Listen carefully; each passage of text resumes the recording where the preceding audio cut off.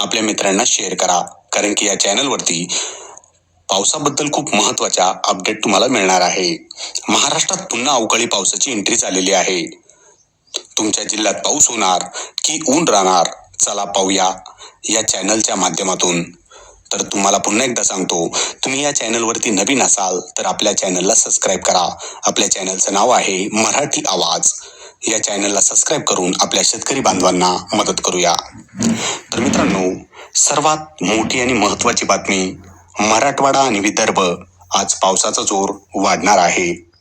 त्यामध्ये खास करून नांदेड, परभणी, लातूर आणि धाराशिव या जिल्ह्यात हलका ते मध्यम पावसाची शक्यता आहे.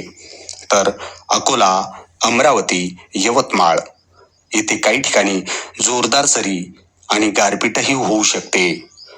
त्याचबरोबर विजांचा कडकडाट आणि वादळी वारे, म्हणून आपण सर्व शेतकरी बांधवांनी सावध राहणं खूप गरजेचं आहे. तर मित्रांनो, चला आपण थोडंसं पुढे जाऊया. आता पाहूया मध्य महाराष्ट्र. पुणे, नगर, नाशिक येथे वातावरणात बदल राहणार आहे. कधी ऊन, कधी ढग आणि काही ठिकाणी हलक्या पावसाच्या सरी आपल्याला बघायला मिळणार आहेत. तर इकडच्या मध्य महाराष्ट्रात शेतकऱ्यांनी आपल्या तयारीमध्ये राहायचं आहे. आणि चला आपण थोडंसं अजून पुढे जाऊया. कोकणासाठी काय आहे ते आपण बघूया.